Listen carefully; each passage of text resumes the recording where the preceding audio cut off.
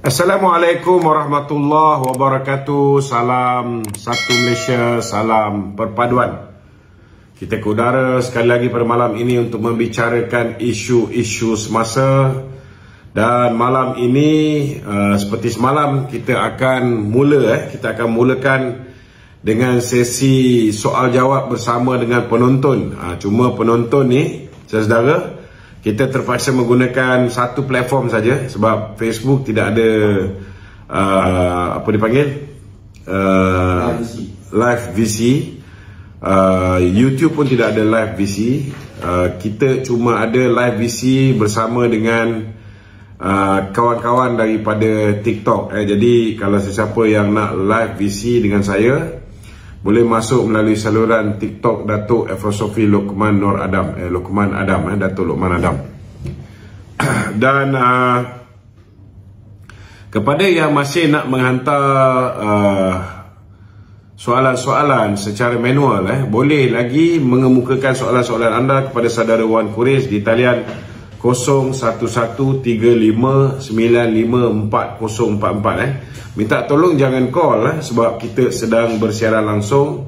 Kita tak boleh menjawab call-call anda. Kalau ada orang call, saya akan reject sajalah, senang kita.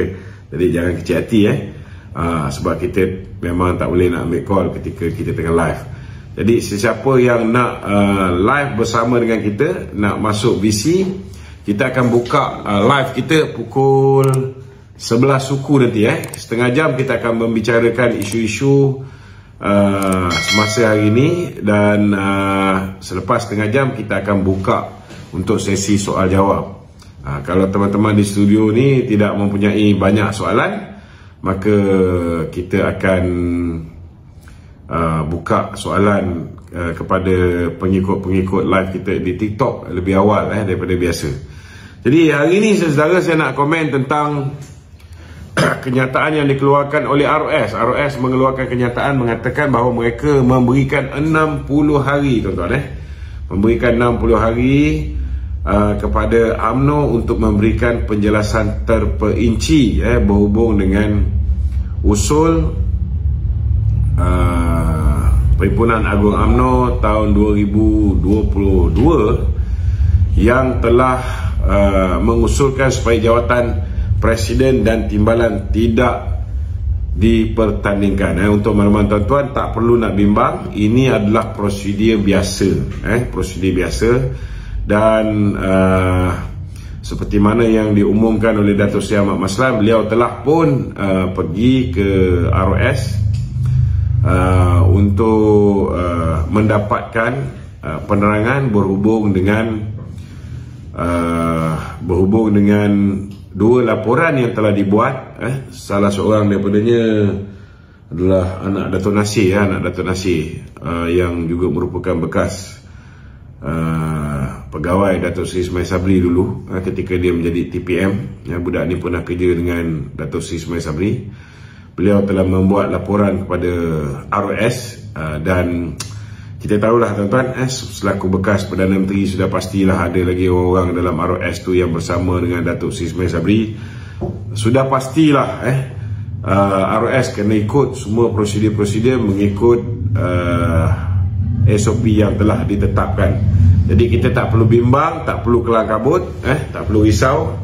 Orang yang dah tak berjawatan ni tuan-tuan, seperti biasalah, mereka ni tidak akan berhenti untuk menimbulkan masalah. Lebih-lebih lagi bila dia dah merasakan dirinya seolah-olah dipinggirkan. Bukan kita pinggirkan pun kan. Kalau tak nak dipinggirkan, bertandinglah balik jawatan naik presiden tu. Apa susah kan? Bertanding balik. Tapi tak tahulah, kalau bertanding balik menang tu belum tentu jadi menteri.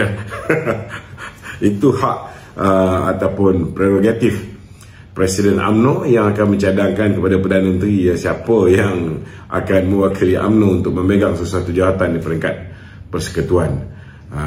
Itu sebablah bila ada kuasa beringat-ingat, bila parti suruh bubarkan parlimen awal, patutnya dia bubarkanlah. Kalau dia awal lagi bulan 3 tu dia dah bubarkan, Lepas tu pula pada ketika itu dia pula walaupun kita minta dia bubarkan untuk keluarkan KWSP, Dia tahan. Kita minta keluarkan KWSP tu sebelum pilihan raya negeri Johor, dia tak nak keluarkan. Lepas pilihan raya tu, seminggu lepas tu boleh pula dia keluarkan. Nampak sangat tak nak membantu parti, tuan-tuan. Seminggu selepas tu boleh pula dia keluarkan. Dan bila dia dah benarkan keluarkan tu, janganlah tunggu lama. Bila orang dibenarkan keluar duit dia 10,000 ataupun 10% daripada jumlah simpanan dia di akaun kedua, tuan-tuan, duit ni berapa lama boleh tahan? Paling kuat 3 bulan 4 bulan. So 3 bulan 4 bulan ni rakyat mempunyai kuasa membeli yang lebih. Market tu pada ketika tu beransur pulih. Keadaan ekonomi ada seolah-olah ada stimulus package. 40 bilion tuan-tuan disuntik dalam pasaran. Sudah pastilah ianya merupakan keadaan dan suasana yang paling kondusif untuk mengadakan pilihan raya umum ke-15. Tapi nak buat macam mana? Memang mereka tidak mahu UMNO menang secara bersendirian, boleh membentuk kerajaan secara bersendirian. Dia nak supaya UMNO kalah, tak boleh bentuk kerajaan secara bersendirian, last sekali terpaksa untuk bersama dengan Bersatu dan bersama dengan PAS bagi membentuk kerajaan. Jadi siapa juga yang diumumkan oleh Bersatu dan PAS, yang didiktet oleh Bersatu dan PAS untuk jadi Perdana Menteri, dialah yang akan jadi Perdana Menteri. Itu sebabnya tuan-tuan, orang bila ada niat tak baik ni saudara, Allah Ta'ala tahulah nak membalasnya dengan cara-cara lain. Mungkin orang yang dianiaya itu tidak membalasnya, tapi takut orang lain yang membalasnya, tuan-tuan. Itu sebab kita jangan sesekali saudara buat tak baik pada orang. Biarlah orang buat tak baik pada kita. Kita tengok Datuk Seri Najib tu, dia dulu kalau dia nak penjarakan Mahathir, dia boleh penjarakan. Dia nak penjarakan Muhyiddin kerana buat kudeta, dia boleh penjarakan. Malah ada banyak lagi jenayah lain yang dilakukan oleh Muhyiddin. Malah kita tengok Ismail Sabri pun pernah ada kes mahkamah, tuan-tuan. Tetapi selamat. Siapa yang selamatkan dia? Jangan lupa tu, kes dia bagi gerai, bagi gerai kepada saudara dia dulu. Benda kecil je, tapi ialah tuan-tuan, kadang-kadang bila kita ada kuasa ni, kita lupa siapa kawan kita, kita lupa siapa bos kita yang mengangkat kita dulu jadi menteri sehingga kita mudah untuk menang jawatan naib presiden. Kita lupa segala-galanya dan tergamak kita biarkan sahabat kita itu dipenjarakan. Tapi percayalah tuan-tuan, setiap benda yang tak baik ni Allah Ta'ala akan pulangkan dengan kifarah. Tapi yang sedihnya tuan-tuan, kifarah yang diturunkan ke atas Ismail Sabri bukan hanya kifarah dia hilang jawatan Perdana Menteri, kita Barisan Nasional pun kena tanggung kifarah ni. Kita hilang kerajaan, tuan-tuan. Kita hilang kursi Perdana Menteri dan kita hilang peluang untuk membentuk kerajaan secara bersendirian. Sekarang kita kena bergabung dengan orang lain. Sudah pastilah keadaan tidak seperti dahulu. Keadaan lebih sukar. Kita kena banyak bertolak ansur. Kita harap kita tidak ditolak beransur-ansur. Itu pun dah kira baguslah.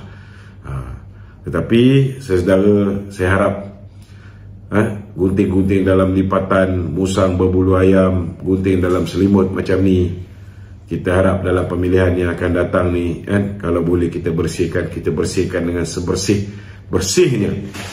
Kita tak mahu lagi orang yang tidak setia, tidak 100% dengan parti, orang yang mempunyai kiblat kepada pemimpin di luar parti kita diangkat menjadi pemimpin dalam parti kita ini, tuan-tuan. Kita nak pastikan bahawa dalam pemilihan parti tahun 2023 ni, orang yang betul-betul sayangkan parti ni, orang yang betul-betul nak berkhidmat untuk menjaga nama baik parti ni, dia angkat menjadi pemimpin. Peluang hanya datang sekali, tuan-tuan.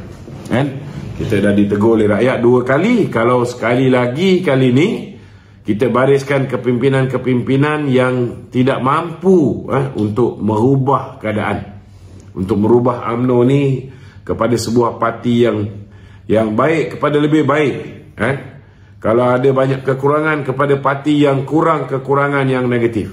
Kita harap ini dapat dilakukan. Kalau dulu kita ada kelebihan orang yang korup, yang itu kita kena kurangkan. Kalau dulu kita ada kelebihan orang yang angkuh, yang itu kita kurangkan, tak apa.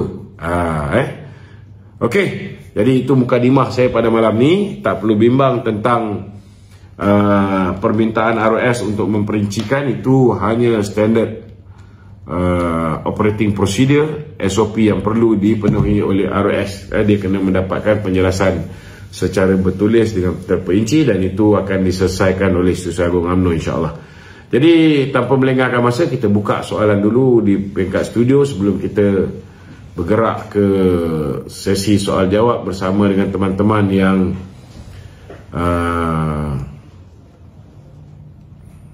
nak live bersama dengan kita. Okey, silakan. Okey, berkenaan dengan ROS dari itu, selagi ROS tidak mendengar penjelasan dan selagi dia tak berpuas hati, adakah usul itu tak boleh diluluskan, tak sah diluluskan? Macam mana? Dia sudah pastilah. Pertama sekali, kita punya pemilihan pun kurang daripada 60 hari. Jadi apa jadi pun, pemilihan kita ni akan diteruskan. Pemilihan kita akan diteruskan tanpa kita pertandingkan jawatan Presiden dan Timbalan. Itu sudah pun diputuskan di peringkat Perhimpunan Agung UMNO. Sekiranya selepas 60 hari, selepas penjelasan diberikan oleh Setiausaha Agung, sebenarnya Setiausaha Agung boleh jawab, tak perlu tunggu 60 hari. Dan Setiausaha Agung dah pergi pun ke ROS ni. Kalau dia minta penjelasan dalam bentuk tulisan, lisan, maka Setiausaha Agung boleh buat benda tu tanpa perlu tunggu sampai 60 hari. Maknanya, kenapa live access boleh move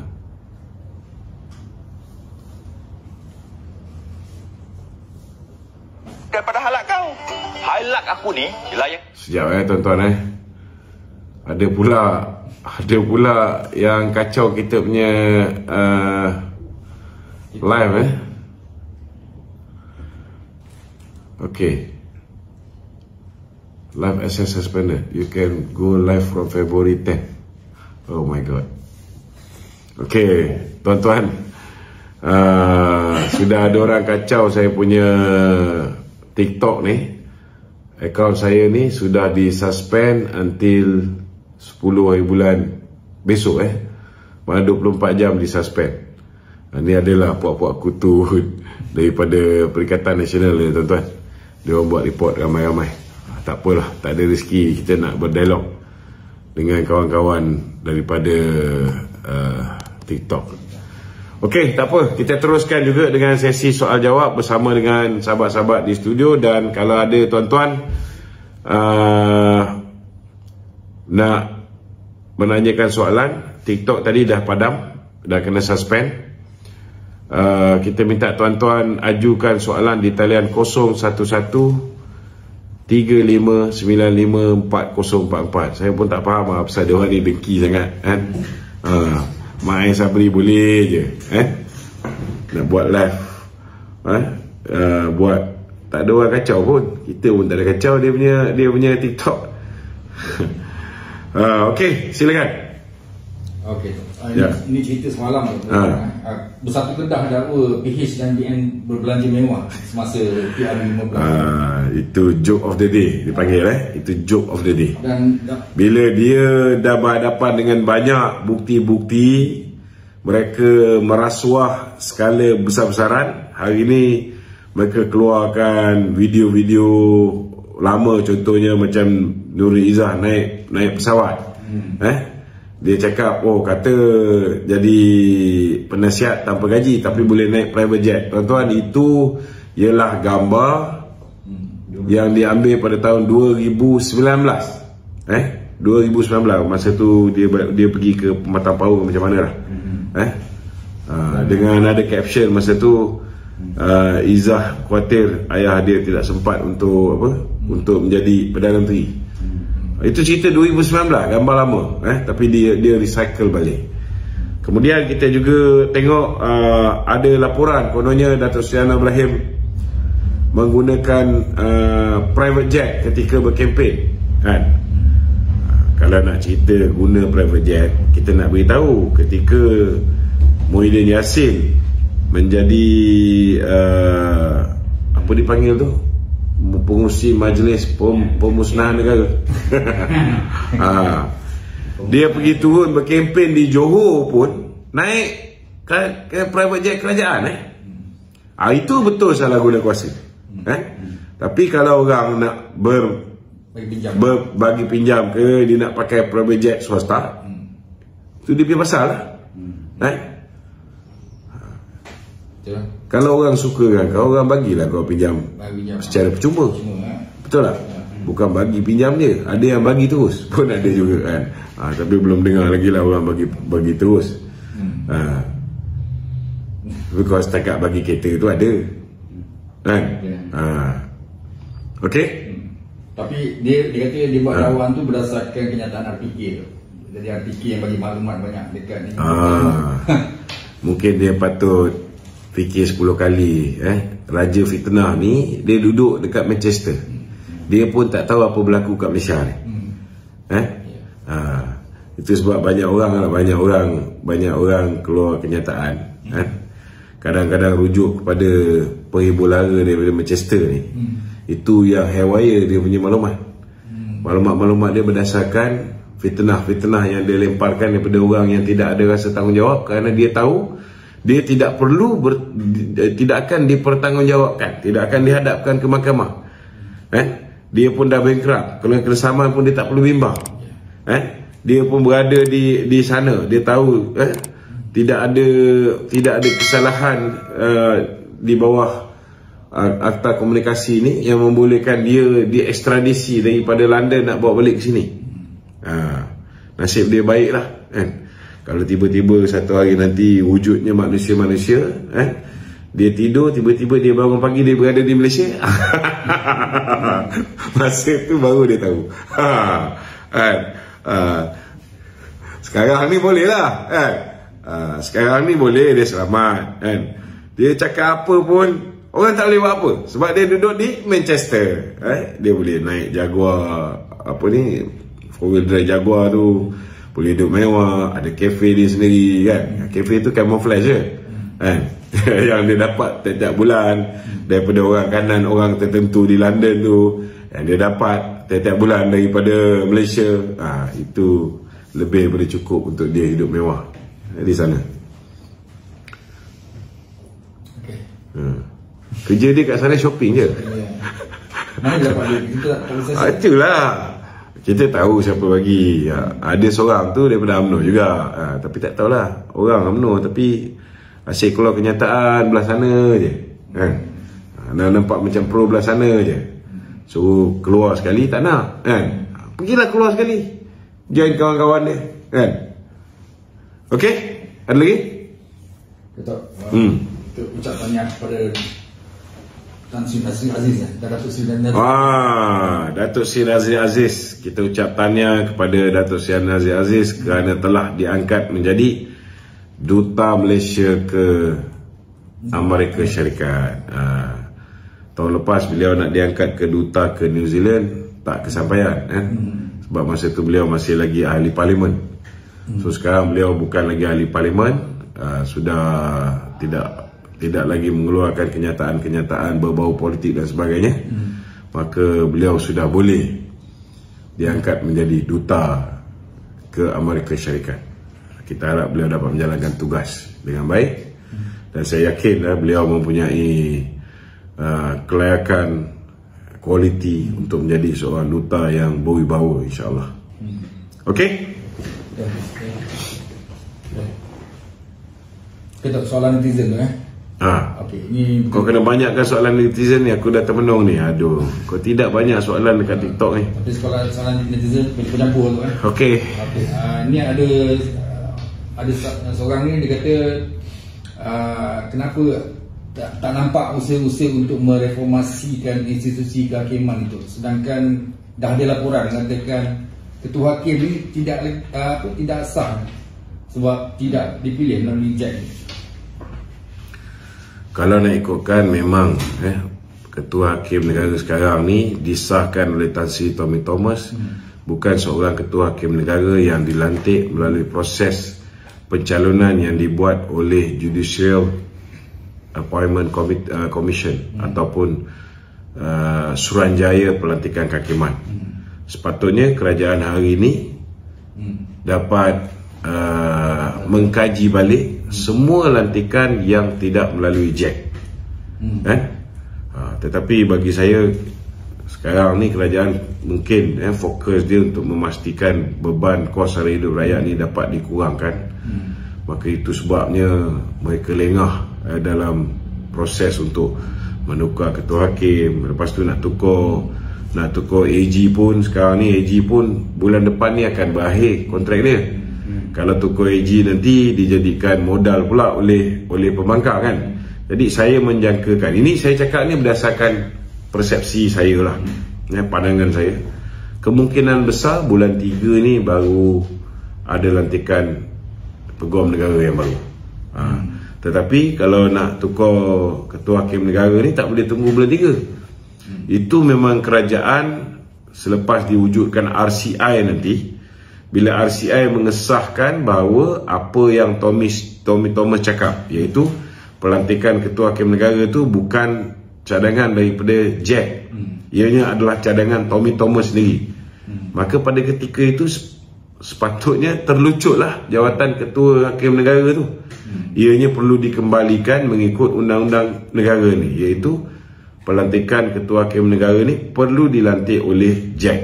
Dan kalau JEK merasakan Tengku Maimun layak untuk dicadangkan sebagai ketua hakim negara, maka buat cadangan baru dan biar pelantikan baru itu adil dan mengikut prosedur undang-undang, iaitu cadangan daripada JEK. Okey? Ada lagi? Ada lagi. Ni kata, Assalamualaikum Datuk. Waalaikumsalam. Pandangan terhadap Profesor Agus, dia kata, apa penambahbaikan untuk JEKOM supaya kerajaan perpaduan difahami semua masyarakat? Saya rasa saya dah buat cadangan-cadangan pada hari 1 Februari kan? 2 Februari. Iaitu pada hari Datuk Profesor Agus Yusof mengambil alih jawatan Ketua Pengarah JEKOM kan? Cuma saya nampak hari ini yang terdesak perlu dirancangkan program-program bual bicara secara bersama di antara kepimpinan Barisan Nasional Pakatan Harapan dan gabungan lain di dalam Kerajaan Perpaduan. Dan dalam masa yang sama juga perlu ada koordinasi bagi memastikan setiap polisi-polisi Kerajaan Perpaduan ini dapat diwawarkan, dapat di pick up dan dihebahkan oleh parti-parti politik yang menyertai Kerajaan Perpaduan ni. So mungkin JEKOM boleh membantu perangan-perangan parti dalam usaha untuk melancarkan kerja-kerja penerangan ni lah. Kita faham bahawa polisi Profesor Dr. Agus dia tidak mahu menjadikan JEKOM itu sebagai platform propaganda parti. Namun tak salah kalau polisi-polisi kerajaan boleh mendapatkan bantuan daripada parti-parti yang menyertai kerajaan ini untuk disebar luas. Contohnya macam konsep Madani kalau ianya dapat diterangkan oleh semua parti politik di dalam Kerajaan Perpaduan, itu akan lebih mudah diterima. Dia bukan satu perkara yang mudah. Bila bertukar Perdana Menteri, dia ada memperkenalkan macam dulu Datuk Seri Najib memperkenalkan slogan Satu Malaysia. Kita kena explain about Satu Malaysia. Kalau zaman Pak Lah tu, dia perkenalkan apa yang dipanggil sebagai Islam yang sederhana, apa dia panggil? Wasatiyah. Ialah wasatiyah lah. kesederhanaan kan, konsep wasatiyah. So kemudian apa ni, zaman Ismail Sabri konsep satu Malaysia. Cuma zaman Muhyiddin je yang semua orang faham.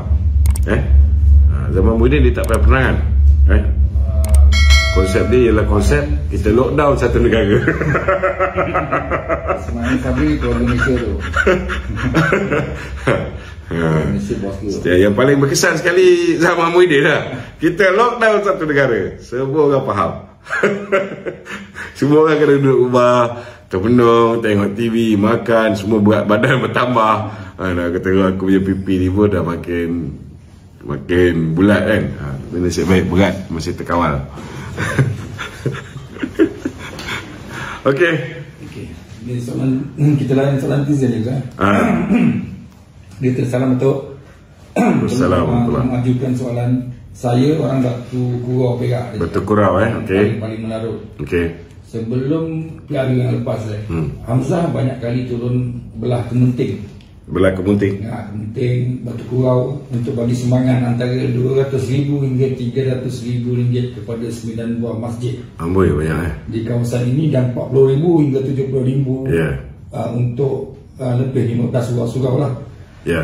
Ini antara punca dia dapat banyak dari orang-orang sini lah. Soalannya dari mana sumber duit-duit ini dan apakah hukumnya duit ini, sebab banyak yang guna untuk renovate masjid dan surau. Pertama sekali, saya tak boleh nak pastikan dari mana sumber duit yang Hamzah perolehi. Berapa ribu? 200,000, 300,000, 400,000 yang diberi kepada masjid. Alhamdulillah lah, dia ada hati nak bagi pada masjid kan. Cuma dari mana sumbernya itu kena tanya dengan Hamzah sendiri lah kan? Kita tak boleh tuduh. Cuma sekarang ni dia kata dia tak tahu dah. Itu nasib korang lah. Kita nak cakap kita nak cakap, kalau orang bagi duit tu masa pemilihan saja kan, jangan kita mengundi kerana duit tu jangan kita undi kerana duit yang ditaburkan semasa pilihan raya. Ini sekarang ni dah ada juga, ada calon ketua pemuda dah mula start bagi duit ni. Maklumlah dulu dia dikayakan zaman Perdana Menteri tertentu kan. Dan sekarang ni masanya untuk dia tabur duit. Saya nak bagi peringatan bahawa duit-duit yang dia tabur tu ialah duit anda. So bagi saya, ambil lah secukup rasa. Tapi undi jangan bagi. Undi jangan bagi. Tapi kalau anda rasa dia bagi duit tapi dia ada kualiti untuk jadi ketua pemuda ke, nak jadi net presiden ke, terpulang pada anda. Saya tak halang anda untuk mengundi dia. Cuma jangan undi kerana duit dia. Itu dia saya minta.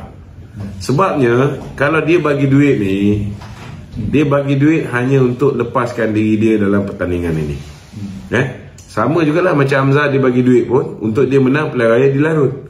Lepas menang pilihan raya di Larut, walaupun kita tahu dia banyak duit, dia ada duit yang luar biasa banyak ni untuk dia tabur semasa pemilihan pilihan raya. Lepas pilihan raya, dia guna tak duit tu untuk servis rakyat? Dia tak gunakan. Sama juga bila kita tengok Samsuri. Selepas pilihan raya, duit dalam akaun dia masih berjuta. Dia masih boleh pergi ke Auckland bercuti. Tapi bantuan untuk mangsa-mangsa banjir takkan sekadar menggunakan duit yang ada di dalam kantung kerajaan negeri. Kenapa tak guna duit-duit peribadi dia? Betul tak? Sama jugalah kalau hari ni korang komplain pasal Hamzah dah tak mula tak turun ke, tak mula tak bagi duit macam dulu. Kau kena ingat lah, sama jugalah dengan orang yang akan bertanding dalam pemilihan parti UMNO pada bulan Mac ni. Memang orang yang ada duit, dia akan bagi macam-macam. Lebih-lebih lagi kalau nak menang ketua pemuda UMNO ni, macam-macam boleh jadi. Betul tak? Boleh pinjam porsi. Boleh. Boleh pinjam porsi yang tahun-tahun. Tak kira lah kan. Dia boleh bagi macam-macam. Maknanya pelaburan dia tu mungkin boleh dapat timbal balas dengan jawatan-jawatan dalam kerajaan ke, dia dapat pegang GLC ke kan. So betul lah dia akan willing untuk membeli undi. Tetapi kena ingat, belum tentu orang yang sanggup bagi duit nak menang naik presiden ke, nak menang jawatan ketua pemuda ke, ketua wanita ke, right? Bila dah menang, bila kita pergi minta lagi sekali untuk bantu buat program bahagian, buat ceramah ke apa, dia akan sanggup keluar duit. Sebab sejarah dah ada.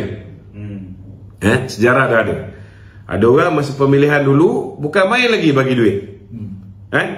Tetapi bila time kita suruh dia sponsor untuk buat plakat contohnya, nak buat demonstrasi. Saya masih ingat lagi kawan-kawan dekat Bangsa Maju dulu. Nak buat demonstrasi, nak minta duit nak buat demonstrasi, buat plakat pun dia turn down. Kena beringatlah benda ni. Jadi jangan kita mengundi seseorang itu kerana duit yang dia ada. Kerana duit yang dia belanja, ianya ibarat satu investment bagi dia. Dia akan invest sekali dan dia mengharapkan pulangan.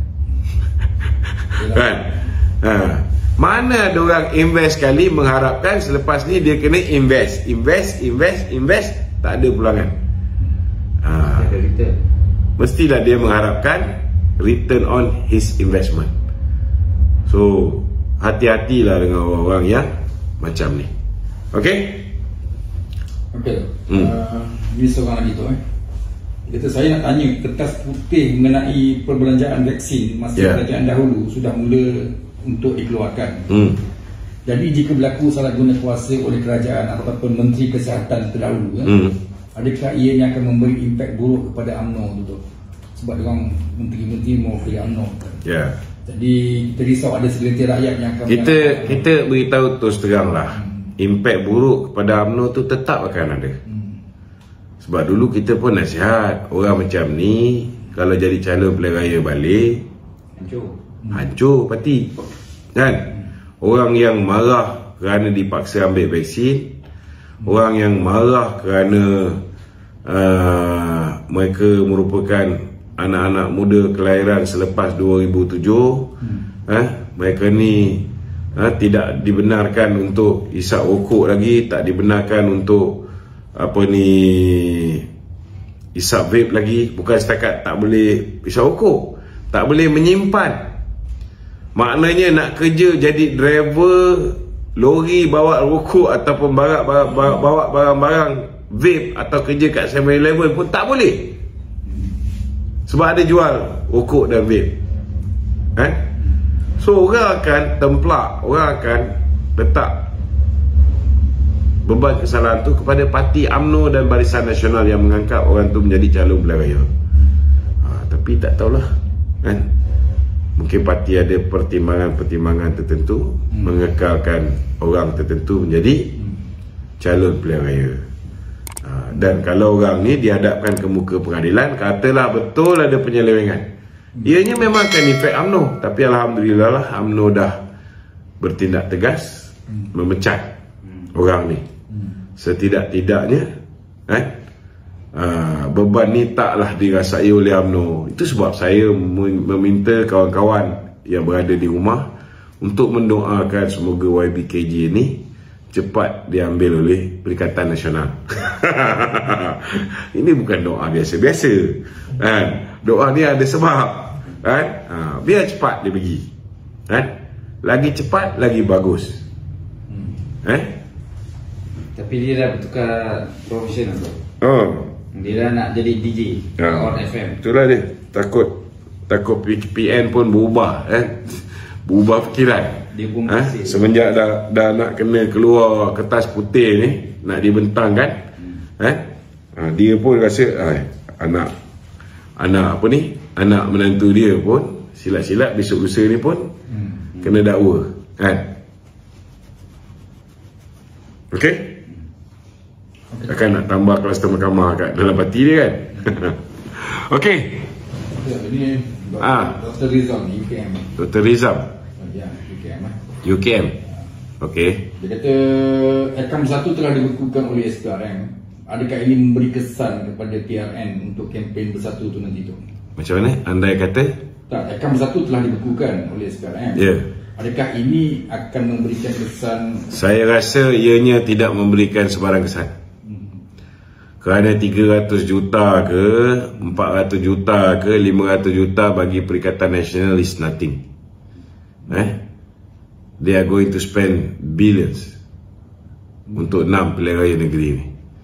So duit tu tidak berada di dalam sistem. Yang dalam sistem ni celah gigi saja. Okey?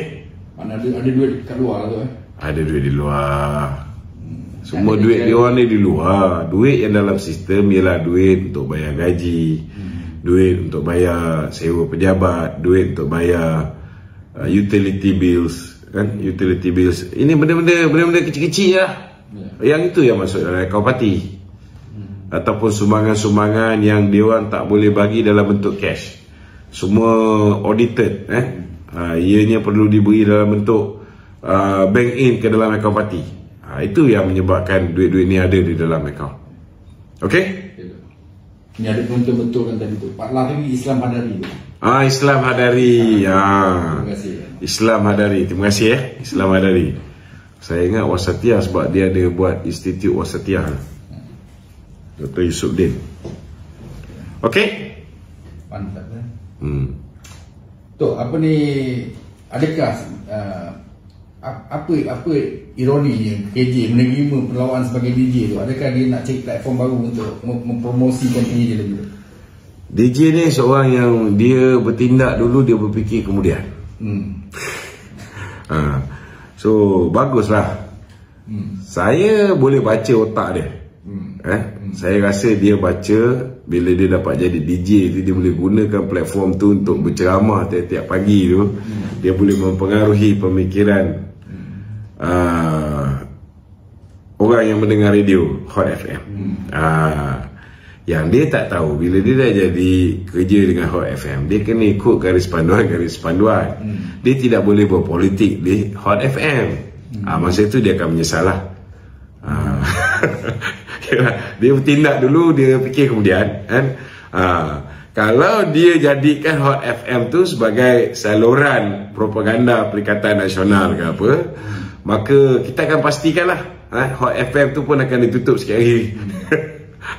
So saya yakin orang-orang Hot FM pun akan pastikan bahawa KJ ni tidak akan guna platform itu untuk berpolitik.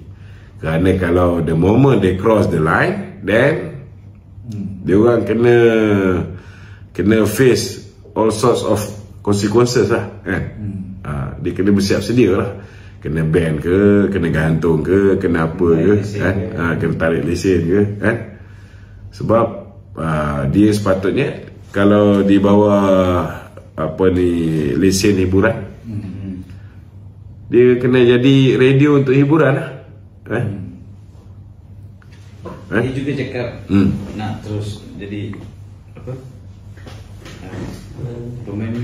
Pemain muzik. Dia memang okey dia. Sebab saya rasalah antara profession yang boleh diceburi oleh orang macam dia tu ialah muzik.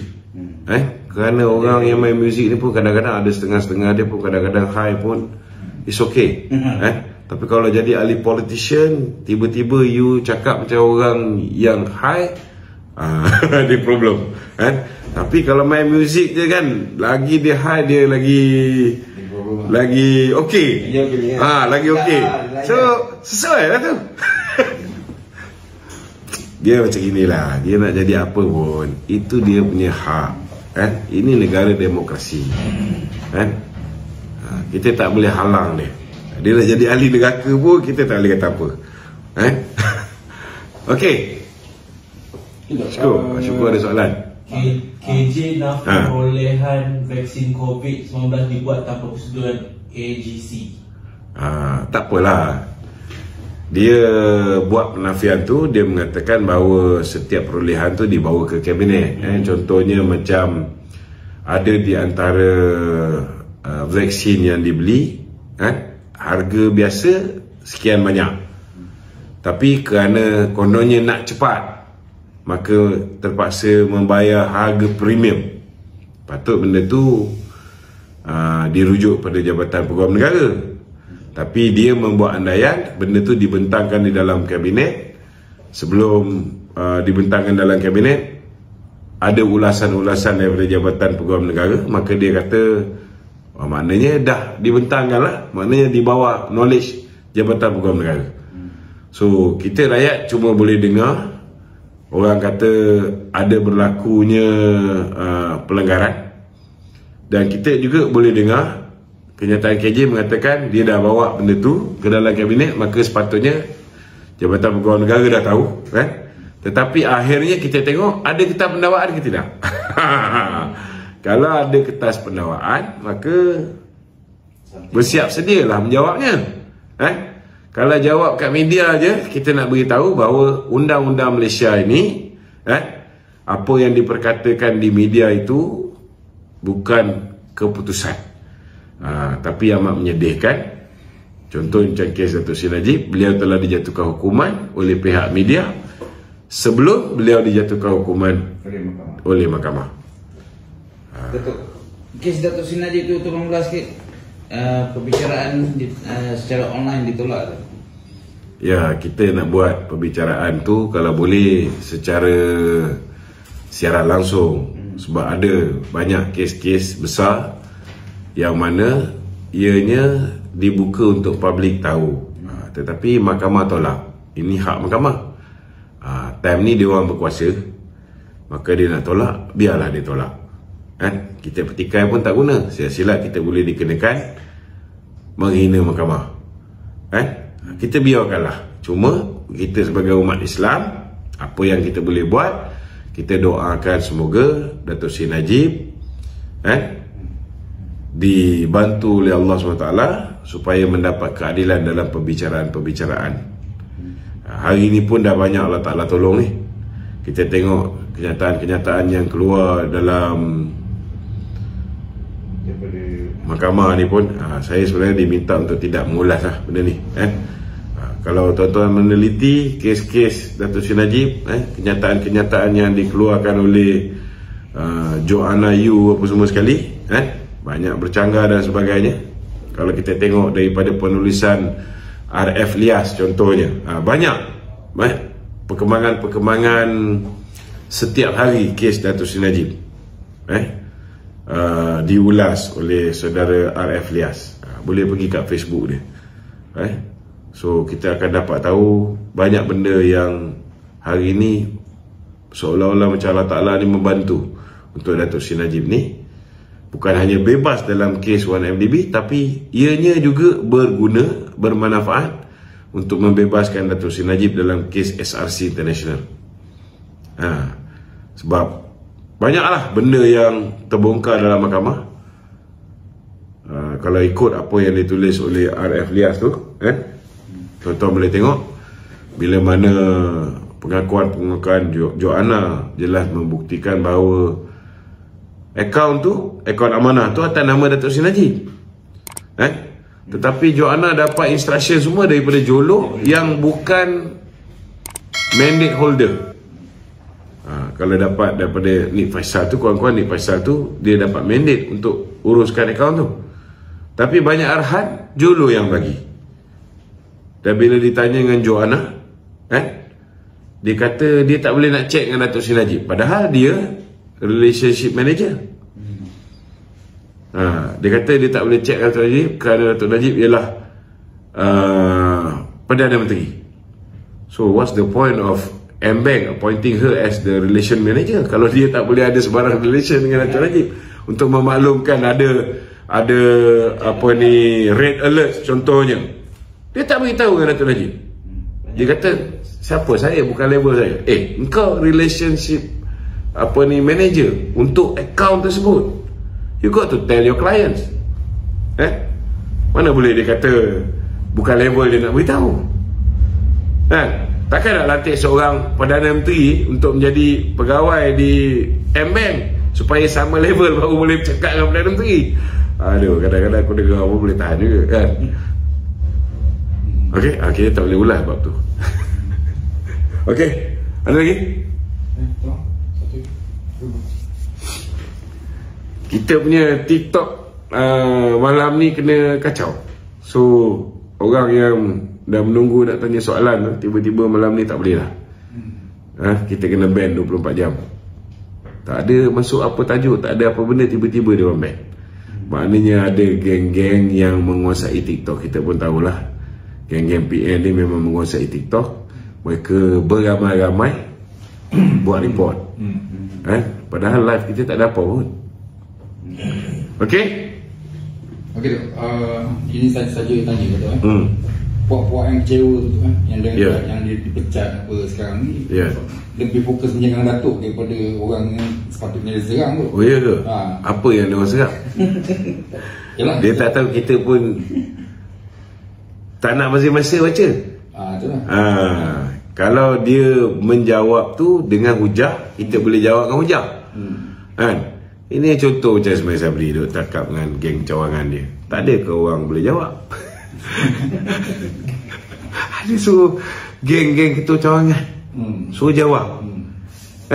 Dulu masa kau jadi Perdana Menteri, kau ada Anwar Musa backing kau, kau ada apa ni Tajuddin backing kau, kau ada Syahidan Kasim backing kau. Mana ada orang sekarang? Suruhlah dia orang jawab aku. Ini minta tolong orang cawangan. Orang cawangan pula jawab dia apa tau? Orang cawangan ni jawab dia apa? Memang kita nak jawab ni, tengah tunggu masa. Ada dia, aku cakap dia bukan fitnah. Akhirnya dia tak tahu kita pun ada orang kat dalam grup bahagian ni.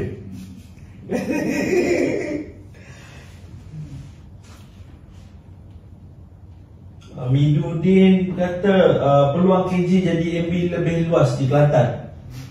Apa komen tu? Apa komen tu? Peluang KJ ni jadi MB di Kelantan lebih luas. Bukan setakat KJ ni lebih layak menjadi MB Kelantan, malah KJ ni sepatutnya kalau tak ditabarkan menjadi Presiden PAS yang baru, dia sepatut diangkat menjadi Mursyidul Am PAS yang baru. Semalam aku dah umum dah, aku dah ulas. Dah ulas. Dia nganjing itu. Okey.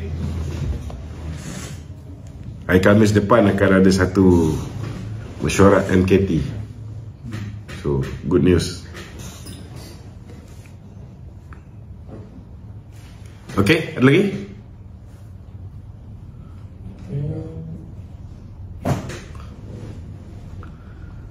Khairi layak bertanding di Bagan Datuk PRU16. Boleh. Welcome. Kita boleh kapan dengan dia sekali lagi. Bertanding di kawasan multiracial, orang dekat Sungai Buloh tu banyak yang ialah urban voters, yang liberal ramai, yang suka dia, yang suka tall, dark and handsome pun dia kalah. Kau nak bertanding Bagan Datuk? Silakan. Kalau itu hari kita turun 5 kali kat Bagan Datuk, lepas ni kita berkampung terus kat Bagan Datuk. Kalau tak dapat jadi calon lagi sekali lah. Okey. Ada lagi? Tu kalau PRN tu, korang ni buatlah soalan sikit. Semua mengharap orang TikTok ni lah. Lain hari tak boleh TikTok dah terkandas. Bila nak belanja aku makan sate, kau datang je sini, kita bincang. Okey, ada lagi? Kawasan negeri favourite untuk PN tu pada negeri favourite untuk Perikatan Nasional sudah pastilah Kelantan. Kelantan ni dia orang tak kisah. Hari-hari mandi pun minum teh ais kan, mandi teh ais pun dia orang tak kisah. Air pipe warna macam Milo ais pun dia orang tak kisah. Dia orang tetap nak membangun bersama Islam. Sebab bagi dia orang ni, masuk PAS ni sama dengan masuk Islam, keluar PAS sama dengan keluar Islam. Bagi dia, undi selain daripada PAS masuk neraka, haram hukumnya. So kalau dah mentaliti orang Kelantan ni, sebahagian besarnya, saya berani cakap ni sebahagian besar, sebab sebahagian besar memang macam tu, mengundi PAS. Kalau tiba-tiba akan datang sebahagian besarnya pengundi tidak menyokong PAS, barulah kita boleh kata orang Kelantan dah berubah. Tetapi hari ini, kalau ikut sampai ke hari ini, kalau kita tengok keputusan pilihan raya umum 2015, pilihan raya umum ke-15, nampaknya orang Kelantan begitulah. Sebahagian besarnya dia tak kisah, tidak ada pembangunan kat Kelantan, tak apa. Buat pelancaran macam kat Terengganu tu, dia buat perumahan Gajah Putih. Dia ada satu rumah contoh, dia ada signboard, billboard, buat perumahan mampu milik. Lepas tu tanah lapang tu, dia orang tak kisah. Dia tak kisah, yang penting dia undi PAS masuk syurga. So tak boleh kata apa lah. Okey, ada lagi? Ada orang tanya tu agak dalam bajet 2023 nanti tu ada tak potongan bayaran pinjaman pendidikan PTBTN dan agensi kerajaan lain seperti MARA dan sebagainya? Kerana banyak orang terkesan dengan kos hidup sekarang tu. Ada tak bajet tu akan diumumkan macam tu? Saya tahu dia orang ada meeting daripada masa ke semasa untuk memperkemaskan belanjawan 2023 yang akan dibentang pada 24 hari bulan Februari. Tapi saya bukan dalam kerajaan, dan kita tak tahu apa yang diperbincangkan. Kalaupun saya duduk dalam tu, ada benda yang dibincangkan, ianya masih dalam fasa embargo. Embargo ni maknanya selagi Yang Amat Berhormat Menteri Kewangan tak membentangkan belanjawan tu, tak boleh keluarkan dulu. So kita boleh bersuara, kita boleh nyatakan apa yang rakyat nak. Contohnya rakyat hari ni mereka mengharapkan supaya dikeluarkan duit KWSP. Tapi hari ni dah keluar kenyataan bahawa tidak ada KWSP 2.0 secara pukal. Maknanya KWSP secara pukal tak ada. Tapi KWSP bersasar tu belum ada kenyataan yang mengatakan tak ada. Jadi apa yang kita boleh buat sebagai rakyat ni, kita doakan lah. Tapi kalau doakan dia, ialah betul lah, itu antara kita dengan Allah Ta'ala. Kita mengharapkan pertolongan daripada Allah Ta'ala. Tetapi kita kena susuli dengan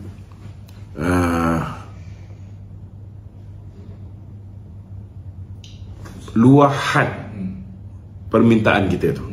Jadi macam mana kita sebagai rakyat boleh meluahkan permintaan kita? Kalau hari ini betul lah bahawa ramai rakyat nak supaya kerajaan mempertimbangkan untuk mengeluarkan duit KWSP dia, maka hari ini Facebook tuan-tuan, keluarkanlah besar-besar, Yang Amat Berhormat Perdana Menteri, tolonglah bagi kami peluang untuk pengeluaran KWSP bersasar. Kalau ramai yang keluar dalam dia punya timeline macam tu, saya yakin benda tu akan sampai ke telinga Perdana Menteri. Kerana di pihak kerajaan, kalau macam dulu kita ada apa yang dipanggil sebagai Strategic Communication Unit, ataupun Stratcom, jasa lain. Setiap agensi kerajaan itu dia akan ada ketua unit komunikasi ataupun pengarah komunikasi dia. Setiap kementerian dia orang akan meeting tiap-tiap minggu, dan dia orang ni biasa, dia orang ada sistem yang boleh identify isu apa yang hangat dibicarakan. Ada setengah orang kena bantai, tapi sejauh mana kena bantai itu viral. Kadang-kadang kena faham, bila timbul sesuatu isu tu tidak viral, isu tu tak terlalu banyak traction. Jadi kalau kita menjawab isu tu akan terlebar luas daripada orang tak tahu, orang tahu isu tu. So kerajaan dia ada sistem ni, berapa tularnya sesuatu isu tu, perlu dijawab ke tak perlu dijawab. So kalau ramai orang keluarkan Contohnya lah, dia keluarkan hashtag KWSP bersasar. Maka kerajaan akan dapat, kerajaan akan dinotify oleh mereka yang jaga sistem ni bahawa ini isu yang mendesak, yang perlu mendapat perhatian daripada kerajaan. Cuma saya nak beritahu satulah, saya nampak kelemahan yang ada hari ini ialah komunikasi. Kalau misalnya kita beritahu bahawa kerajaan tidak mempertimbangkan pengeluaran duit KWSP secara pukal, okay, please explain why. Kalau rakyat diterangkan bahawa duit yang diorang simpan, diorang carum ke di dalam KWSP itu sudah dilaburkan. Yalah, tujuan nyimpan tu untuk apa? Tujuan nyimpan tu supaya duit yang kita simpan tu boleh digunakan di masa hari tua kita, kan? Tetapi bila simpan duit, kita nak duit tu membiak ataupun tidak. Kalau misalnya ada dua akaun, satu akaun duit tu membiak, satu akaun lagi duit tu tak membiak, ada choice. Maknanya pencarum boleh pilih sama ada nak laburkan duit tu atau tak nak laburkan duit tu. Bila tak nak laburkan duit tu, maka duit yang dia carum tidak ada dividen. Yang ini tak ada masalah, kerajaan nak bagi keluar, tak ada masalah.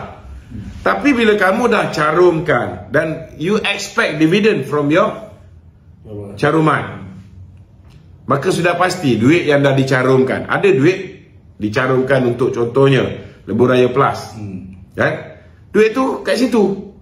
So setiap tahun kita dapat hasil dividen daripada Plus, duit itulah yang digunakan untuk bayar dividen kepada pencarum-pencarum. Boleh tak kita tarik keluar modal tu? Tak boleh. Kalau nak tarik keluar modal tu, apa yang kerajaan kena buat? Kerajaan kena liquidate aset dia. Maknanya saham di, dalam Plus, contoh ada 49% duit KWSP. Kalau nak keluarkan untuk memenuhi satu Malaysia macam dulu 40 bilion, mungkin kena jual 10% ke ataupun 20% saham. Orang nak tutup pun sampai. Oh, bagus betul.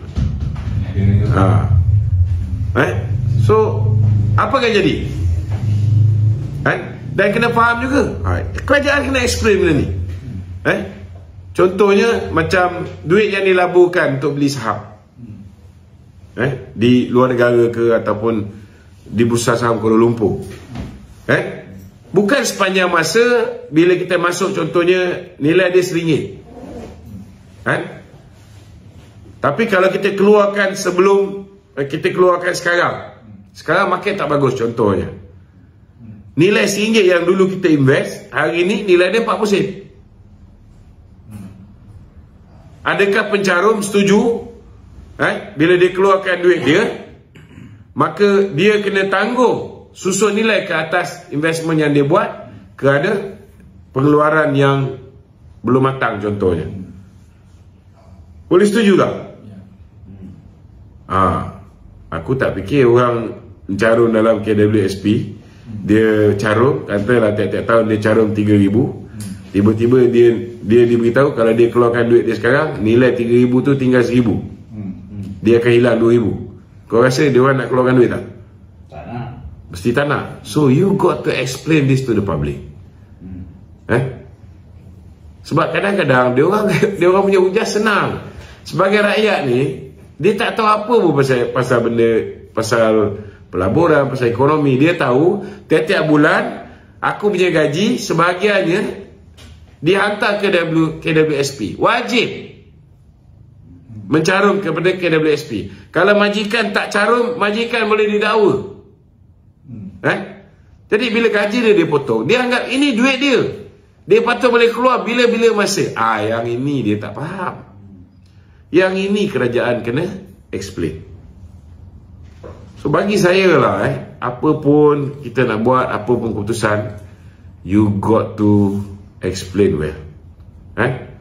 Kalau sebelum buat sesuatu ketetapan polisi baru, kena buat mind conditioning. kalau benda tu boleh mendatangkan implikasi yang negatif.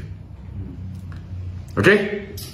Betul. Ada orang cadangkan tu Kalau tak boleh KWSP tu setidaknya moratorium tu boleh dipertimbangkan. Ada orang cadangkan. Tak cadang.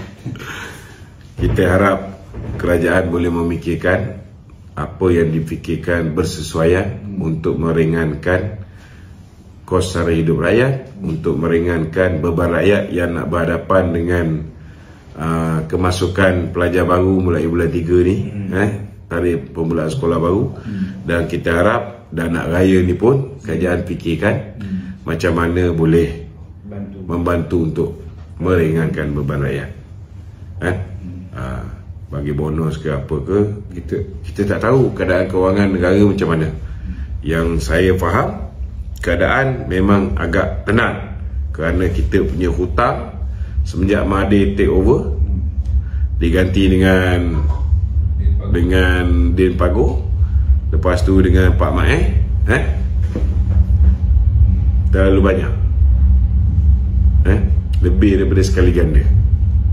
Kalau dulu zaman Datuk Seri Najib tahun 2017 baru 686 bilion, sekarang ni dengar dah sampai 1.5 billion, trillion, so tak tahulah apa nak jadi. Jangan ingat syok jadi kerajaan ni. Okey, ada lagi? Muhyiddin keluar statement sejam yang lalu. Dia buat penasihat berkenaan dengan menantu dia, syarikat NIISE yang dapat kolonial tender.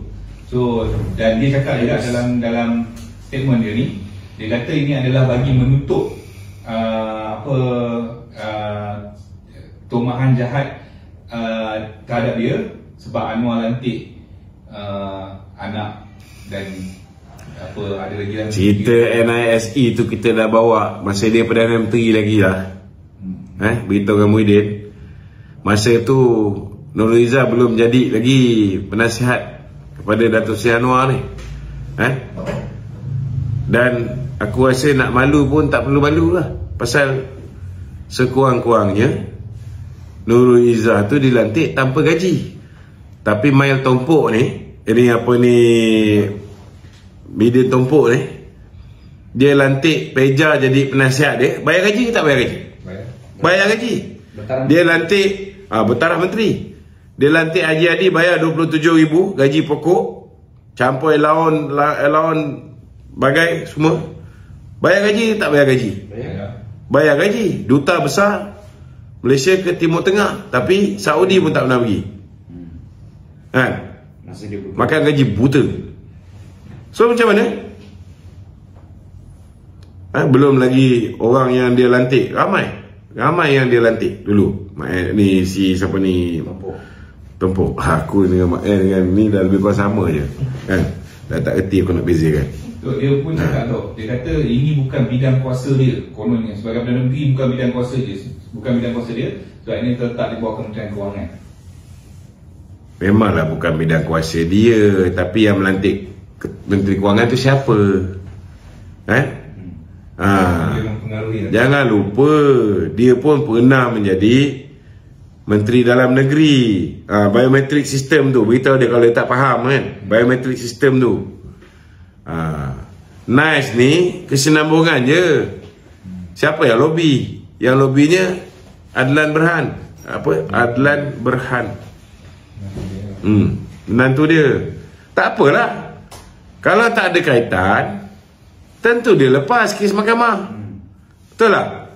Bagilah peluang orang tuduh dulu. Kita pun teringin nak tengok dia jadi kluster mahkamah. Gimana tu? Okey, ada lagi soalan? Selesai. Jadi kita minta sahabat-sahabat minta tolong share live kita pada malam ni. Kita tidak boleh lagi ke udara di TikTok nampaknya. Jadi kita hanya boleh ke udara di Facebook dan di YouTube. Assalamualaikum warahmatullahi wabarakatuh.